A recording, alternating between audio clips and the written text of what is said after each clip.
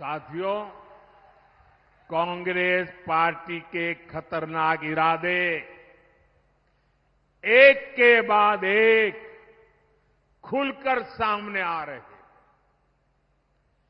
शाही परिवार के शाहजादे के सलाहकार, इस शाही परिवार के शाहजादे के पिताजी के भी सलाहकार, उन्होंने कुछ समय पहले कहा था, और ये परिवार उन्हीं की बात मानता है। उन्होंने कहा था कि हमारा देश का जो मिडिल क्लास है, मध्यम वर्गीय लोग हैं, जो मेहनत करके कमाते हैं, उन्होंने कहा उन पर ज्यादा टैक्स लगना चाहिए। ये इन्होंने पब्लिकली कहा है। अब ये लोग उससे भी एक कदम आगे चले गए हैं। अब कांग्रेस का कहना है कि वो इनहेरिटेंस टैक्स लगाएगी। माता पिता से मिलने वाली विरासत पर भी टैक्स लगाएगी। आप जो अपनी मेहनत से संपत्ति जुटाते हैं, वो आपके बच्चों को नहीं मिलेगी, बल्कि कांग्रेस सरकार का पंजा उसे भी आपसे छीन लेगा। यानी कांग्रेस का मंत्र है कांग्रेस की लूट। कांग्रेस का मंत्र है कांग्रेस की लूट, जिंदगी के साथ भी और जिंदगी के बाद भी। जब तक आप जीवित रहेंगे, कांग्रेस आपको ज्यादा टैक्स से मारेगी, और जब आप जीवित नहीं रहेंगे तो आप पर इनहेरिटेंस टैक्स का बोझ लाद देगी।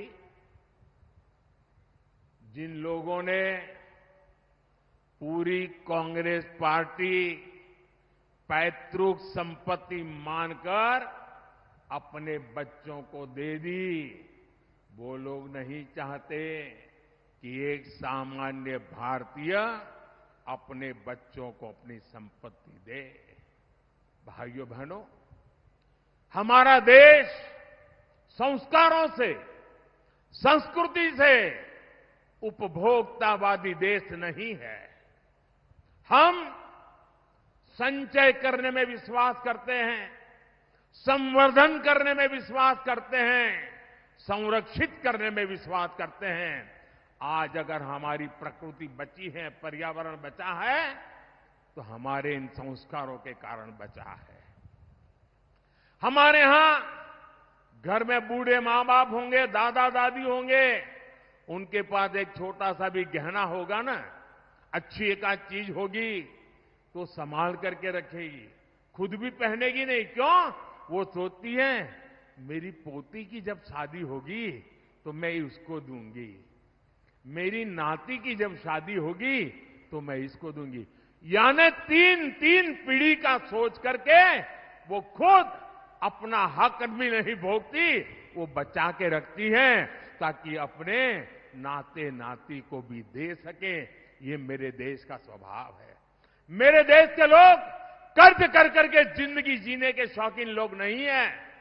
मेहनत करके जरूरत के हिसाब से खर्च करते हैं और बचाने के स्वभाव के हैं। ये भारत के मूलभूत चिंतन पर, भारत के मूलभूत संस्कार पर ये कांग्रेस पार्टी कड़ा प्रहार करने जा रही है। और उन्होंने कल ये बयान क्यों दिया है, इसका कारण है, एक तो ये सोच उनकी बहुत पुरानी है। आप पुरानी चीजें खोजोगे ना, और ये जो लोग फैक्ट चेक वाले जो है ना, मोदी की बाल की खाल उधड़ने में लगे रहते हैं, जरा कांग्रेस की हर चीज देखिए, आपको हर चीज में ये बू आएगी। मोदी के बाल की खाल उधड़ने में टाइम खराब मत करो। लेकिन मैं कहना चाहता हूं, ये कल तूफान इनके यहां क्यों मच गया, जब मैंने कहा कि अर्बन नक्सल, शहरी माओवादियों ने कांग्रेस पर कब्जा कर लिया है, तो उनको लगा कि कुछ अमेरिका ये मोदी ने इतना बड़ा आरोप लगाया तो बैलेंस करने के लिए वो उधर की तरफ मुड़ने का नाटक कर रहे हैं, लेकिन वो आपकी संपत्ति को लूटना चाहते हैं। आपके संतानों का हक आज ही लूट लेना चाहते हैं। क्या आपको ये मंजूर है? ये आपको मंजूर है? जरा पूरी ताकत से बताइए, उनके कान पे सुनाई दे, ये मंजूर है? देश से चलने देगा? आपको लूटने देगा? आपके बच्चों की संपत्ति लूटने देगा?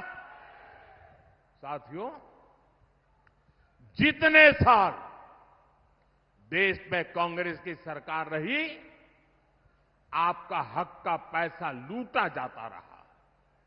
लेकिन भाजपा सरकार आने के बाद अब आपके हक का पैसा आप लोगों पर खर्च हो रहा है। इस पैसे से छत्तीसगढ़ के करीब 13 लाख परिवारों को पक्के घर मिले। इसी पैसे से यहां लाखों परिवारों को मुफ्त राशन मिल रहा है। इसी पैसे से 5 लाख रुपए तक का मुफ्त इलाज मिल रहा है। मोदी ने ये भी गारंटी दी है कि 4 जून के बाद छत्तीसगढ़ के हर परिवार में जो बुजुर्ग माता पिता है, जिनकी आयु 70 साल हो गई है, अब उनको मैं कहना चाहता हूं, आज अगर आप बीमार होते हैं तो आपके बेटे को खर्च करना पड़ता है, आपकी बेटी को खर्च करना पड़ता है। अगर 70 साल की उम्र हो गई है और आप बेटे पर बोझ नहीं बनना चाहते, तो ये मोदी आपका बेटा है, आपका इलाज मोदी करेगा, आपके इलाज का खर्च मोदी करेगा।